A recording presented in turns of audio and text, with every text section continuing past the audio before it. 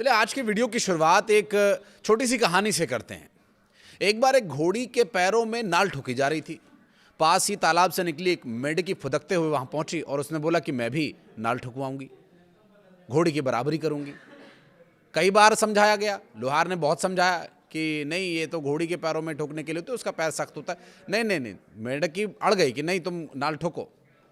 बस फिर क्या था, लोहार ने मेंढकी के पैर पकड़े, नाल रखी और एक ही हथौड़ा मारा। बाकी परिणाम आपको पता ही है।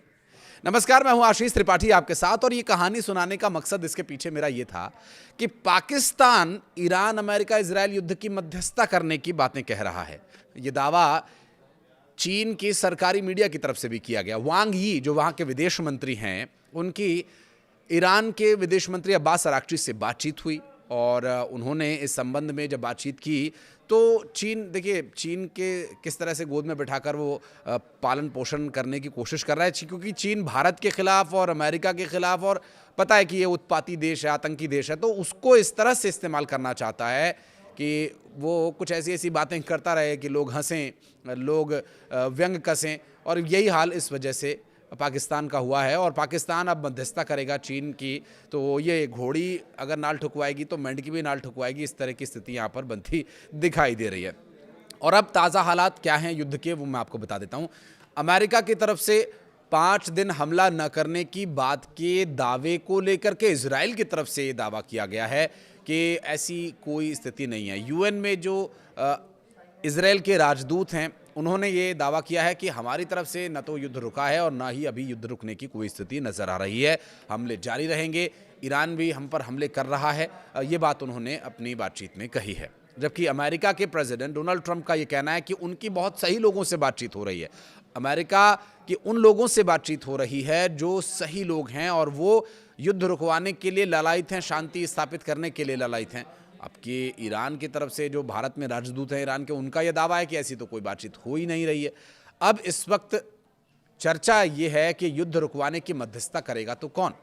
दरअसल प्रधानमंत्री नरेंद्र मोदी ने जब एक पोस्ट डाला कि प्रेसिडेंट ट्रंप का फोन आया था और प्रेसिडेंट ट्रंप युद्ध रुकवाना चाहते हैं, क्योंकि प्रेसिडेंट ट्रंप को ये बात समझ में आ गई है कि ईरान के साथ पंगा तो गलत ले ही लिया है और लगभग अमेरिका की तरफ से युद्ध लगभग रोक भी दिया गया है। ये जो 5 दिन का समयावधि है ये और बढ़ भी सकती है। अमेरिका अब इस युद्ध में और ज़्यादा अपना नुकसान कराने की उम्मीद से जुड़ा हुआ जो मामला है, क्योंकि अमेरिका अब अपना और ज़्यादा नुकसान नहीं कराना चाहता है, क्योंकि उसे ये उम्मीद है कि जो होर्मुज का रास्ता है उसकी अगर गर्दन ईरान ने नहीं छोड़ी तो सांसें रुक जाएंगी और ईंधन की सप्लाई नहीं होने की वजह से ऐसी स्थिति बनेगी जो अमेरिका के लिए भी बहुत घातक होगा और पूरी दुनिया जो उसका दंश झेल रही है वो तो आप लोगों को हम लगातार बता ही रहे हैं।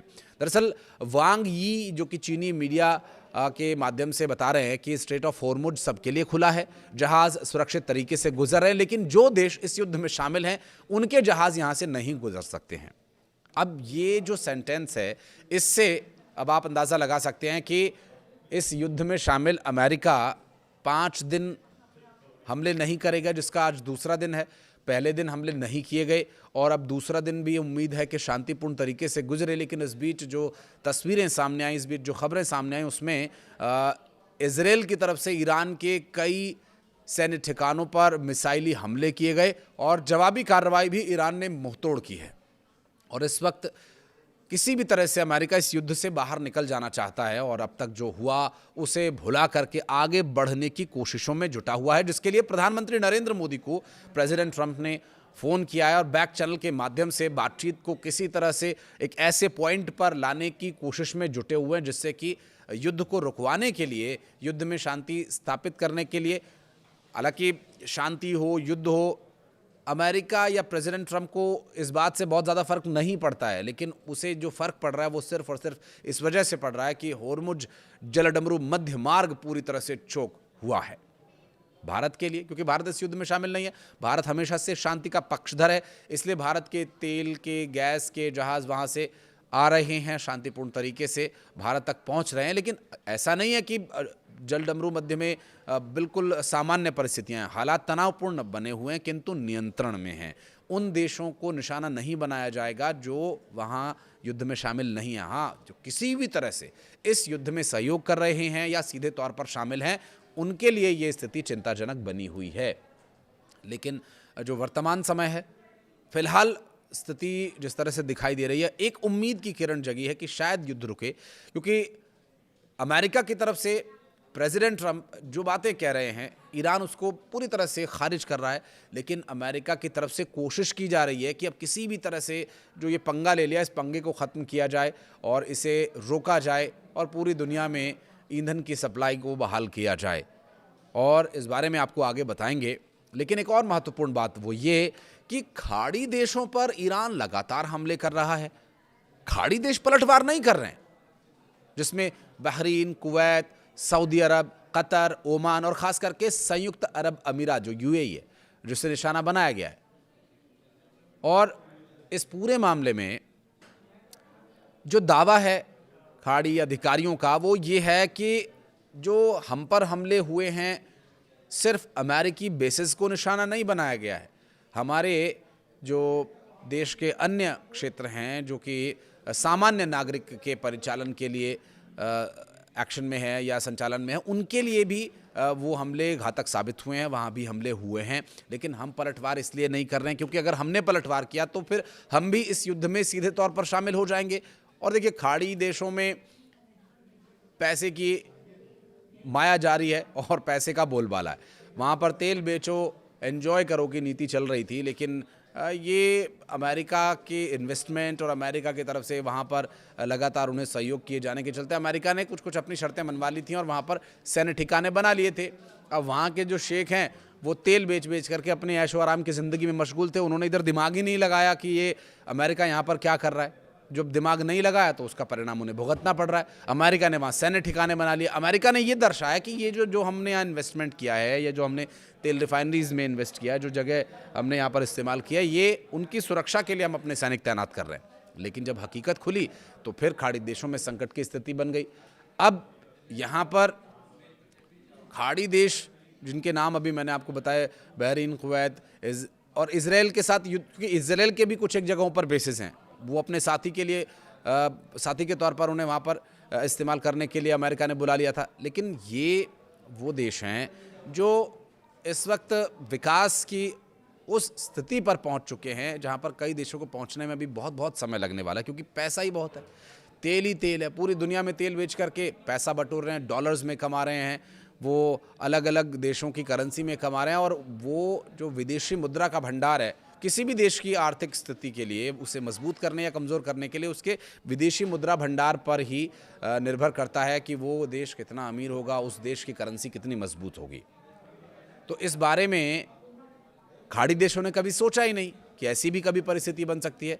तो इसलिए सोच समझ करके खाड़ी देशों की तरफ से ईरान पर पलटवार नहीं किया जा रहा। और अगर ईरान पर उसने पलटवार किया तो वो भी इस युद्ध में सीधे तौर पर शामिल माना जाएगा। और ये खाड़ी देशों के लिए एक बहुत बड़ी परिस्थिति चुनौतीपूर्ण बन सकती है। और इस बीच एक वो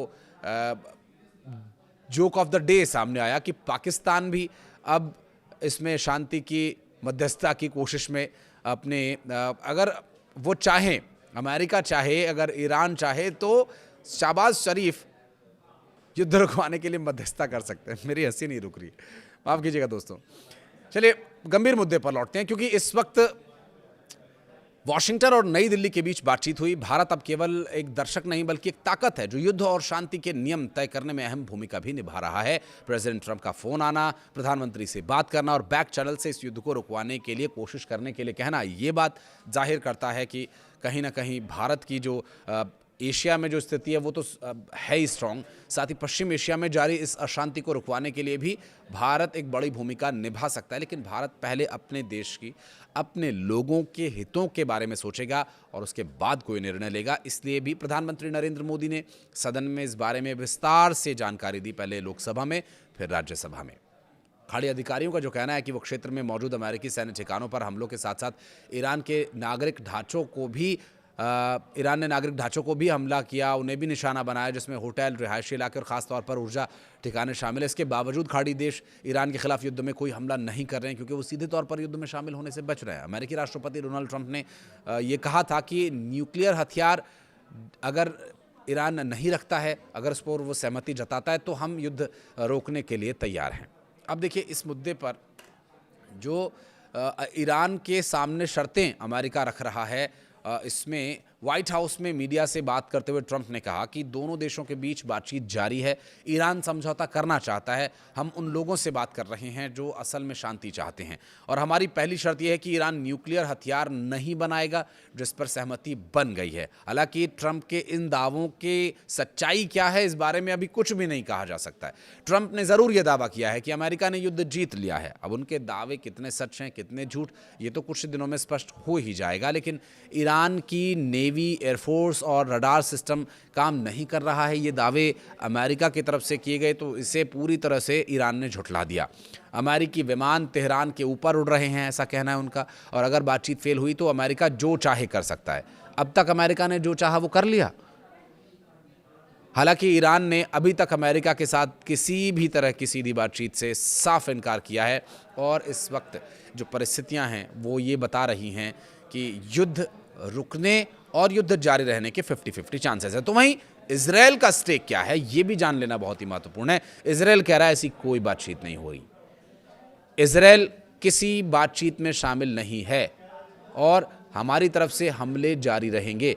तो ईरान और इजराइल के युद्ध को रुकवाने में, अमेरिका, इजराइल और ईरान के युद्ध को रुकवाने में, ये दो बहुत अलग अलग बातें हैं। अमेरिका अगर इस युद्ध से बाहर हो जाता है तो इस युद्ध को रुकवाना थोड़ा सहज हो जाएगा, और अमेरिका अगर इस युद्ध से बाहर होता है तो अमेरिका की कोशिश भी यही होगी कि इस युद्ध को रोका जा सके, क्योंकि ईरान का स्पष्ट कहना है कि भाई अगर हम पर हमला होगा तो हम नहीं छोड़ेंगे किसी को भी, और वो रास्ता, वो ऊर्जा सप्लाई की वो महत्वपूर्ण नस जो उसके हाथ में, हम उसे दबा कर रखेंगे।